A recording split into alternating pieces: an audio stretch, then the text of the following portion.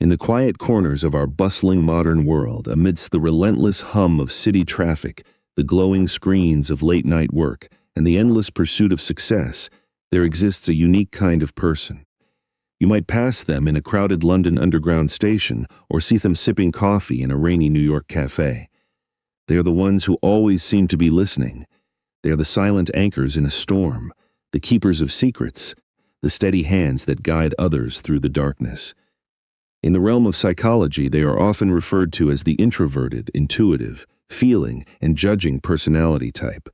But beyond clinical labels, they are simply the deep feelers of our society. They possess an extraordinary gift. They can walk into a room and instantly feel the emotional temperature. They notice the subtle tremor in a friend's voice, the hidden sorrow behind a colleague's smile, and the unspoken anxieties of a stranger. They care with a profound intensity, weaving themselves into the emotional fabric of the lives around them. Yet, this remarkable gift comes with a heavy shadow. In their tireless devotion to understanding the hearts of others, they frequently commit a quiet, unintentional act of self-abandonment. They forget to look inward. They forget to tend to the garden of their own soul. Today, we are going to embark on a deeply reflective journey. We will uncover the hidden signs that a profoundly empathetic soul is slowly drowning in the very emotions they so gracefully manage for everyone else. To understand this phenomenon, we must first look at the modern landscape we inhabit. We live in a culture that glorifies the hustle, a society that praises endless productivity and perpetual availability. In both American and British cultures, there is an underlying expectation to keep a stiff upper lip, to power through, and to always be of service to your family, your community, and your workplace. For the highly empathetic individual, this cultural pressure is magnified. They inherently feel that their purpose on this earth is to be the healer, the peacemaker, the unshakable rock. It is a noble calling, and it brings them genuine meaning. However, a rock does not ask for comfort. A rock does not weep. Over time, the weight of being everyone else's emotional sanctuary begins to fracture their own foundation. They might be standing in a room full of people they love, yet feel an overwhelming sense of isolation. They might experience a creeping exhaustion that sleep cannot cure. This is not because they are weak. It is because their extraordinary capacity for empathy has been weaponized against their own well-being. They have become so fluent in the language of other people's needs that their own internal voice has been silenced. They ignore their emotional needs entirely, not out of malice toward themselves, but out of a tragic misconception that they must bleed to keep others warm. The first major sign of this emotional neglect is the constant, almost compulsive prioritization of others over oneself. On the surface, this appears as beautiful, selfless compassion. It is the friend who stays up until 3 a.m. to talk you through a heartbreak, even though they have an important presentation at dawn. It is the parent who sacrifices their only hour of rest to solve a problem for their child. It is the colleague who takes on extra work so the team does not fail. They are naturally wired to heal the hurting. When they see a wound, their instinct is to bind it.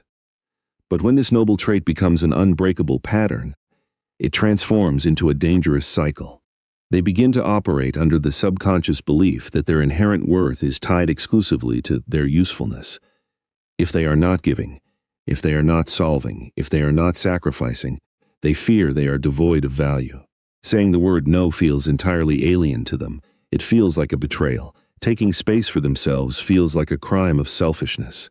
Consequently, they continuously push past their physical and emotional boundaries. They empty their own reserves to fill the cups of those around them, blindly ignoring the fact that they are running on fumes. The tragedy of this endless giving is that it is heavily rewarded by society. People constantly shower them with praise. They hear phrases like, "You are such an amazing listener," or "I do not know what I would do without you." While these words are meant to be loving, to the empathetic soul, they sound like a contract. They hear, "I only love you because of what you do for me." This praise becomes a heavy chain. They feel terrified of letting anyone down, so they keep giving. But deep within the quiet chambers of their heart, a profound weariness begins to settle. It is not just the physical tiredness of a long day. It is an emotional depletion that seeps into their bones. They begin to feel invisible within their own relationships. They construct sturdy shelters for everyone else, but find themselves standing out in the cold rain, wondering who will hold the umbrella for them. Because they have trained everyone in their life to see them as the strong one, no one ever thinks to ask if they are okay. And slowly, the warmth of their compassion begins to curdle into silent resentment. They become frustrated with the very people they love. The act of listening feels like carrying a boulder. They might even start to retreat and isolate themselves, not because they have stopped caring, but because the mere thought of absorbing one more ounce of someone else's sorrow makes them feel like they will shatter. The truth that must be embraced is a simple law of nature. You cannot draw water from an empty well. No matter how deep your love, no matter how pure your intentions, emotional needs do not simply evaporate because you refuse to acknowledge them.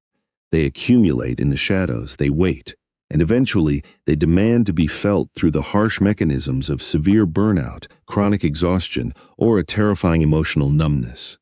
To break this devastating cycle, one must begin to ask quiet, honest questions. When someone asks for a favor, pause and ask yourself, do I actually have the capacity for this today? Is my yes coming from a place of genuine love, or is it born out of a suffocating sense of obligation? Choosing to protect your energy does not mean you have become cold or uncaring. It means you are learning the delicate art of sustaining your compassion. It means you are finally extending the same grace and mercy to yourself that you give so freely to the rest of the world. By putting down the weight of the world, even just for a moment, you allow your own soul a chance to breathe. The second profound sign of an ignored inner life is the chronic suppression of one's own emotions. People with deep empathy feel the world with stunning intensity. Every joy is a symphony and every sorrow is a tempest. But just because they feel deeply does not mean they express it. In fact, their most common survival mechanism is to lock their own feelings away in a hidden vault. There are many reasons for this tragic silence. Sometimes, they simply do not want to be a burden. They look around at a world already heavy with suffering and decide that their pain is not important enough to take up space. Other times, they possess a deep-seated fear of being fundamentally misunderstood. They worry that if they reveal the stormy depths of their true feelings, people will think they are dramatic, unstable, or needy. So, they put on a masterful disguise. They smile brightly while their heart is breaking. They say the words, "I am absolutely fine," with such conviction that they almost fool themselves. They step in to heal the wounds of their friends while quietly bleeding from their own. On the surface, they are the picture of serene stability, but beneath the calm water, a dangerous undertow is violently pulling at their spirit. The human mind is incredibly adept at distraction. When faced with overwhelming internal pulling, the empathetic soul will often bury themselves in busyness. They take on more projects, clean the entire house, immerse themselves in the dramas of their friends, or simply stare into the void of a screen. They subscribe to the dangerous myth that time heals all wounds, believing that if they just ignore the sadness long enough, it will simply pack its bags and leave. But time does not heal what is deliberately hidden. Suppressed emotions do not vanish. They mutate. They take up residence in the physical body. They manifest as unexplainable tension in the shoulders, chronic headaches, sudden bouts of insomnia, or a racing heart in the middle of a quiet night. Eventually, the pressure cooker reaches its limit. They might find themselves weeping uncontrollably over a spilled cup of tea, or snapping fiercely at a loved one over a minor inconvenience. This reaction is never about the small trigger. It is the eruption of years of swallowed grief, unspoken anger, and unacknowledged loneliness. They begin to feel disconnected from the hobbies that once brought them joy. The vibrant colors of life fade to a dull gray. They tell their doctor they just feel off, entirely unaware that their soul is crying out for the very attention they refuse to give it. True strength in our culture is often falsely portrayed as stoic silence. Many of us grew up in families or environments where painful emotions were swept under the rug. We were taught to be brave, to dry our tears, and to just get on with it. But true courage is not the absence of tears. True courage is the radical act of radical honesty. It is the bravery required to look into the mirror and admit that you are hurting, even if no one else is there to validate it. Breaking the habit of suppression does not require a dramatic, cinematic breakdown in the middle of a crowded street. It begins in the quiet safety of solitude. It means opening a blank journal and letting the pen spill the ugly, unpolished truth. It means allowing the tears to fall in the shower without rushing to wipe them away. It means whispering out loud to an empty room, "I am overwhelmed and I am not okay." It means finding that one rare, safe friend or a trusted professional and slowly lifting the veil. As they begin to give a voice to their inner world, the heavy fog begins to lift.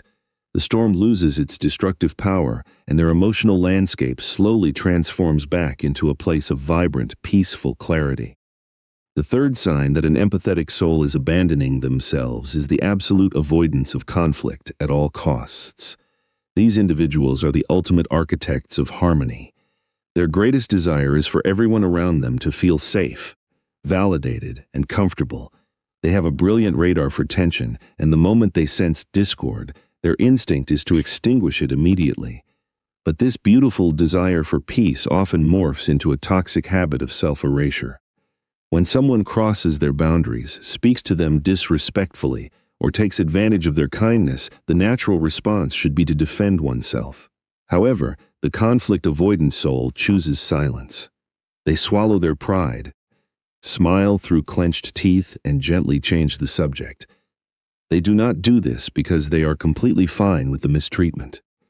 They do it because the mere thought of a confrontation sends a wave of terror through their nervous system. They catastrophize the outcome. They imagine that if they speak their truth, the other person will explode in anger, abandon them, or label them as toxic. To avoid that imagined nightmare, they choose the quiet, guaranteed pain of swallowing their own voice. They become the shock absorbers for everyone else's poor behavior, quietly taking the damage to keep the vehicle moving smoothly. This strategy of eternal peacemaking carries a devastating long-term cost. Every single time you allow someone to cross your boundaries without saying a word, you are sending a powerful message. To the other person, you are teaching them that your feelings do not matter and that they have a free pass to treat you poorly. But more tragically, you are sending a message to your own subconscious. Every time you bite your tongue, you are whispering to your soul, "My needs are not important. My voice has no value." Over years and decades, this completely erodes a person's self-esteem. They may spend hours lying awake in bed, replaying the unfair situation over and over in their mind. They script brilliant, assertive speeches in their head. They tell the person exactly how much they hurt them. But when morning comes, they put the armor of silence back on. They confuse this silence with maturity. They tell themselves they are taking the high road by not starting a fight. But let us be very clear. Kindness without honesty is not genuine peace. It is merely a temporary ceasefire built on top of a dormant volcano. It creates a massive, invisible wall between them and the people they claim to love, because true intimacy cannot exist where truth is not allowed to speak. Learning to step into the uncomfortable arena of conflict is one of the most transformative journeys a gentle soul can undertake. It is crucial to understand that facing conflict does not mean turning into an aggressive, combative monster.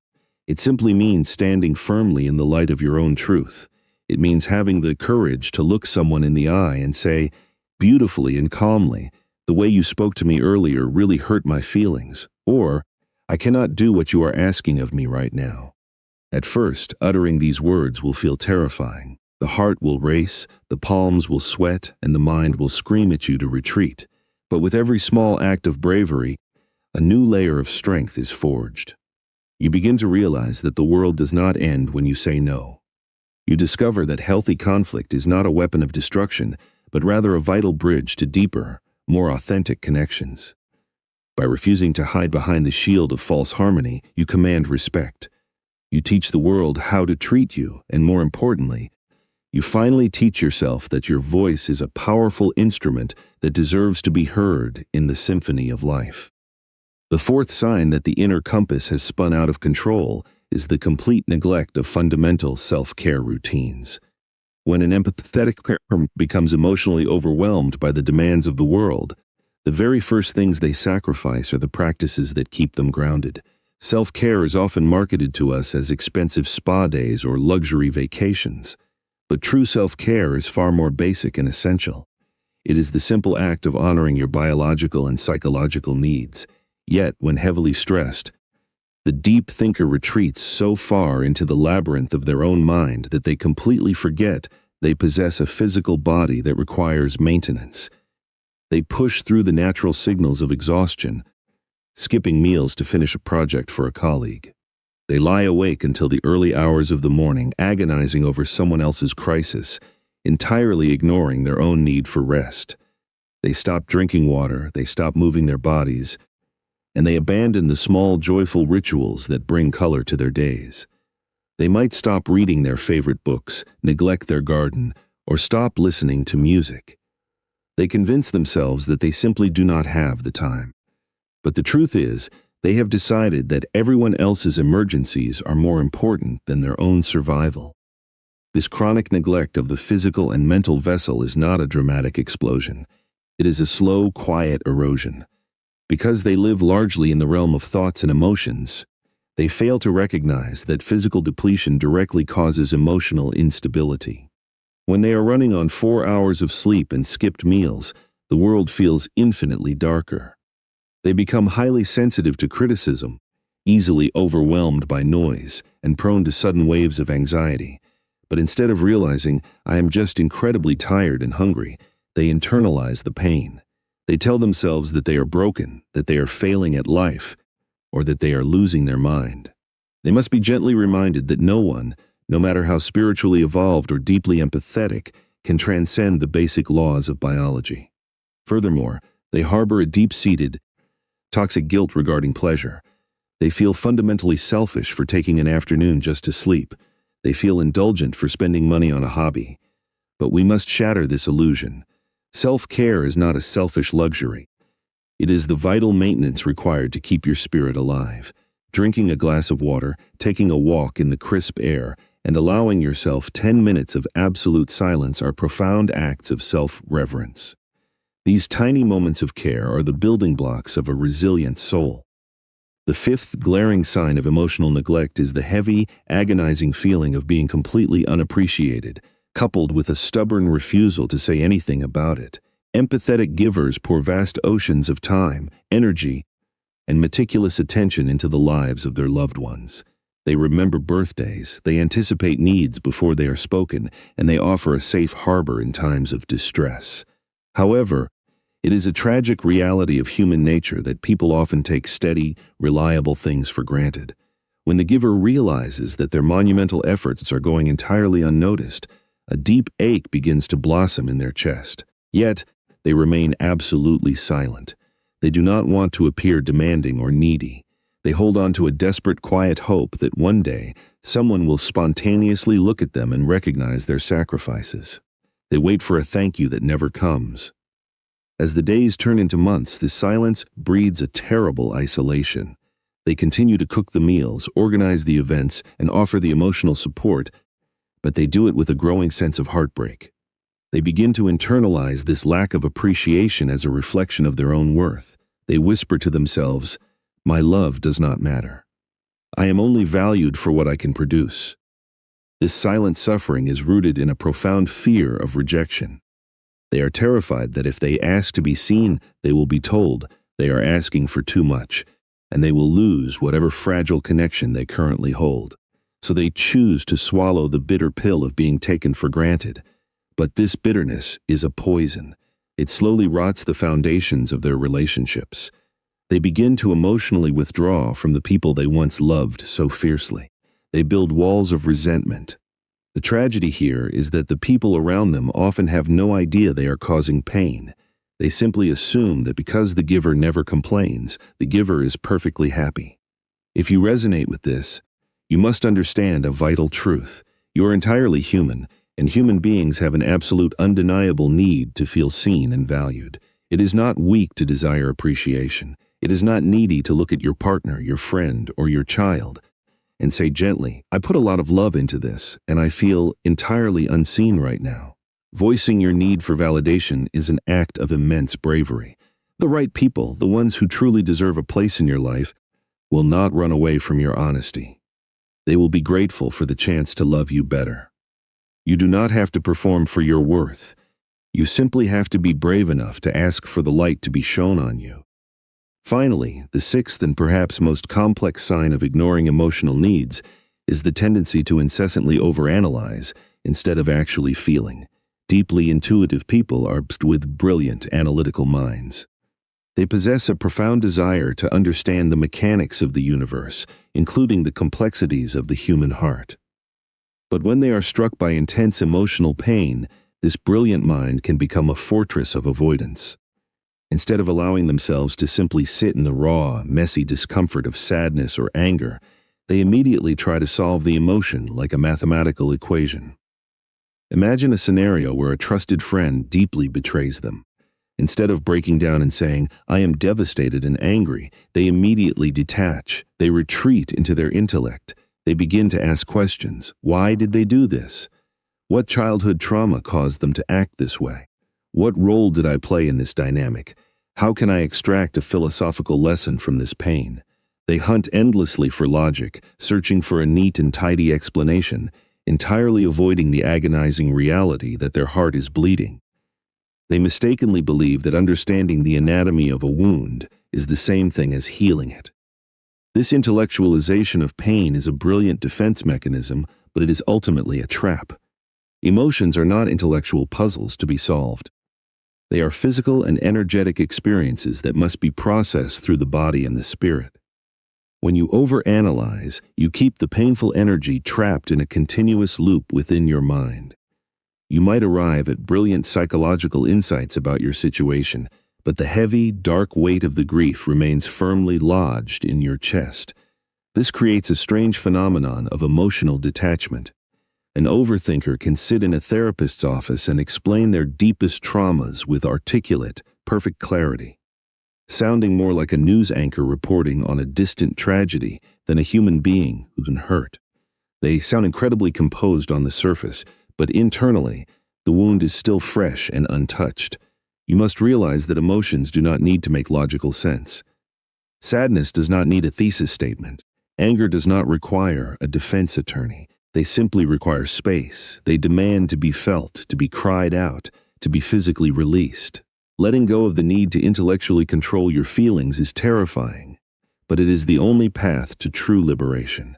It is in the surrender to the messy, unexplainable reality of feeling that true healing finally begins. If you have recognized yourself in these patterns, in the endless giving, the silent suffering, the avoidance of conflict, or the fortress of the mind, please take a moment to breathe. Acknowledge that you have been carrying a tremendous weight for a very long time. You have spent your life being a safe harbor for a chaotic world. You have offered endless grace, deep understanding, and unwavering support to those around you. But now it is time to call that profound love back home. Ignoring your own emotional needs does not make you weak. It simply means you learn to adapt, to survive, and to keep the peace in a world that often demands too much. But survival is not the same as living. You are entirely worthy of the beautiful, attentive care that you so freely give to strangers. You are allowed to rest without a single ounce of guilt. You are allowed to speak your truth, even if your voice shakes. You are allowed to set boundaries that protect your peace, and you are allowed to be magnificently, unapologetically human. Returning to yourself is not a single dramatic event. It is a daily, quiet practice. It begins with one honest breath, one small moment of self-compassion, one gentle refusal to carry something that does not belong to you. As you step out of the shadows and begin to honor your own delicate heart, you do not become hard or cold.